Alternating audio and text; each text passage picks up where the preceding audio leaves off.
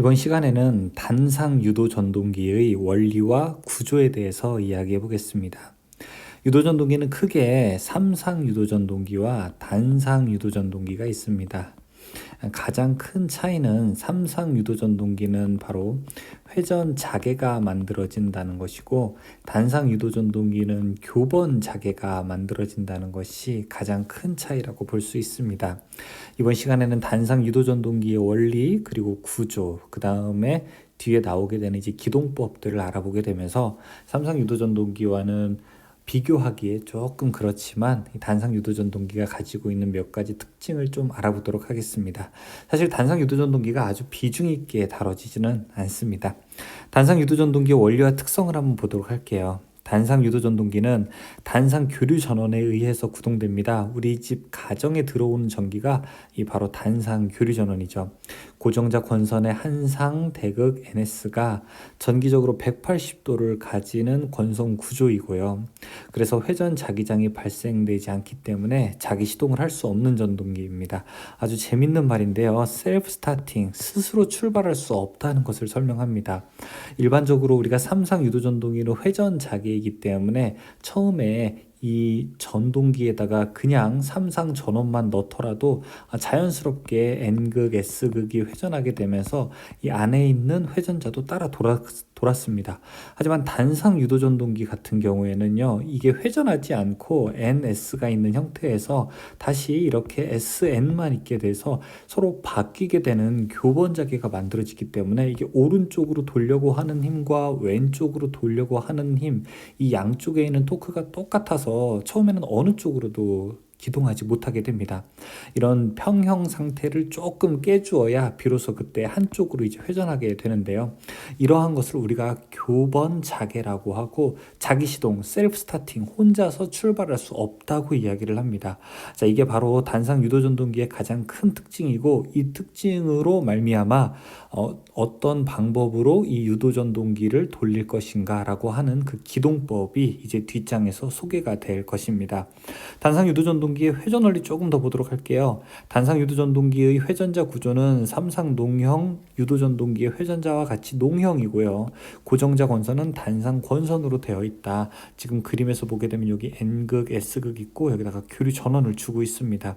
자, 이때 이제 바뀌게 되면서 아까 이제 여기 밑에는 들어가는 전기, 하지만 조금 있다가는 나오게 되고, 여기는 나오는 거 조금 있다가 이제 들어가게 되는 거고, 이렇게 서로 바뀌게 되는 것을 볼 수 있습니다.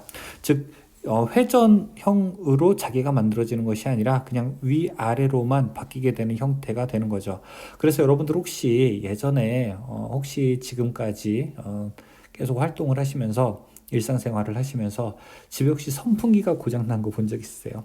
선풍기가 고장나서 짝 이렇게 일단 스타트를 눌렀는데 윙 하고 돌려고는 하는데 이게 선풍기가 출발 안 하는 거예요. 자, 그때 이제 손으로 선풍기 날개를 살짝 탁 하고 돌려주면은 그때서야 비로소 윙 윙 윙 윙 하고 막 이렇게 돌아가는 거, 그런 적 혹시 있으십니까? 그게 바로 이 교번 자개 때문에 그렇습니다. 처음에 이 단상 유도 전동기는 혼자서 출발하지 못하게 되는데, 이 출발하는 기능이 고장 났을 때 그런 역할이 있는 거예요. 답부터 말씀드리면은 콘덴서가 일종의 손상됐기 때문에 그런 일들이 발생을 하게 되는 겁니다. 이 단상 유도 전동기 안에 있는 콘덴서가 바로 그 위상을 조금 틀어지게 만들어서 회전 자개를 만드는 역할을 하거든요. 단상 유도 전동기의 종류를 한번 볼게요. 첫 번째, 단상 유도 전동기가 있죠. 자, 특징, 기동 시 기동 토크가 존재하지 않으므로 기동 장치가 필요하다. 자, 기동 장치가 있고, 기동 토크가 존재하지 않는다라고 하는 것은 무엇입니까? 자기 시동, 셀프 스타팅을 할 수 없다는 거죠. 2차 저항이 증가되면 최대 토크는 감소한다. 전바 전류에 대한 무바 전류의 비율이 대단히 크다. 그냥 여기 있는 것들 크게 보지 않으셔도 됩니다. 가정에서 일반적으로 사용하는 거고, 다음 반발 기동형. 자, 이제 본격적으로 단상 유도 전동기가 가지고 있는 그 가장 큰 문제점, 셀프 스타팅을 할 수 없는 문제점을 이제 보완한 장치들, 그래서 출발할 수 있는 방법이 이 아래 이제 들어가는 겁니다. 첫 번째, 반발 기동형. 회전자 권선의 전부 혹은 일부를 브러쉬를 통해 단락시켜 기동하는 방식. 기동 토크가 가장 큰 단상 유도 전동기, 기동 토크가 가장 큽니다. 역회전은 고정자 권선 축에 대한 브러쉬 위치를 이동한다. 펌프용 공기압 축기용으로 사용했으나 최근에는 콘덴서 기동형을 사용한다 라고 되어 있습니다. 다음 콘덴서 기동형 볼게요. 진상용 콘덴서의 90도 앞선 전류에 의한 회전자개를 발생시켜 기동하는 방식입니다. 이렇게 유도전동기가 있으면 여기 주 코일이 있고 보조 코일이 있다면 보조 코일에다가 콘덴서를 넣고서 우리가 주 코일과 보조 코일에서 발생하는 위상차를 이용해서 기동시키는 방식이 바로 콘덴서 기동형입니다. 아마 일반 가정에 있는 유도전동기의 대부분이 이 콘덴서 기동형일 것입니다. 콘덴서 기동형은 역률이 좋게 되고요. 선풍기, 전기냉장고, 세탁기 등에 사용됩니다. 선풍기의 뒷뚜껑을 딱 열어보게 되면은 거기 주먹보다 작은 콘덴서 하나가 있게 되는데 그 콘덴서가 바로 이렇게 회전 자개를 발생시키는 역할을 하게 되는 거죠. 그 콘덴서가 이상이 있게 되면 회전 자개가 만들어지지 않아서 전동기가 출발할 수 없게 됩니다. 역률이 좋은 게 뭐냐라고 물어보게 되면 여러분 무조건 콘덴서 기동형이다 이렇게 대답을 하시면 됩니다. 또 분산 기동형, 위상이 서로 다른 두 전류에 의한 회전 자개를 발생시켜 기동한다. 역회전은 주 건선과 기동 건선 중 어느 한쪽을 반대로 접속한다. 이 콘덴서도 마찬가지인데요. 여기 주 건선이 있고 여기 보조 건선, 그러니까 기동 건선이 있다면은 자, 이 두 개를 반대로 이렇게 연결하던 거를 이렇게 반대로 연결한다든지 아니면은 여기 주 건선을 이렇게 반대로 연결하게 되면은 이제 전동기가 거꾸로 회전 자개가 만들어져서 역회전하게 됩니다. 기동 토크가 적고 기동 전류가 커서 잘 사용되지 않는다라고 되어 있죠. 다음에 쉐이딩 코일형, 구조가 간단하나 기동 토크가 매우 작다. 이 전동기 중에서 아주 작은 기동 토크를 요하는 것들은 이런 쉐이딩 코일형을 사용하게 됩니다.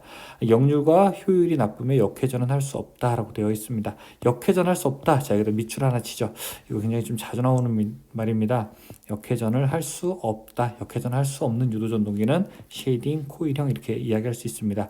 자, 가장 많이 나오는 문제는 여러분 이런 내용이죠. 기동 토크의 크기에 대한 겁니다. 그래서 누가 힘이 제일 센데 가장 센 거는요 반발 기동형이고요. 그 다음에 콘덴서 기동형, 그 다음에 영구 콘덴서, 분산 기동, 쉐이딩 코일형입니다. 그래서 우리가 반, 콘, 분, 쉐 이렇게 이야기합니다. 다시 한번 어떻게 해요?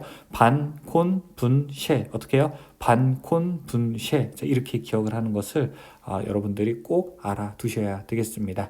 뒤에 여러 가지 문제들이 있는데 계산하는 문제들이 없으니까 여러분들 쉽게 문제풀이 할 수 있을 것입니다. 관련된 문제를 풀어보시고 이제 실전 감각을 익히시기 바라겠습니다. 수고하셨습니다.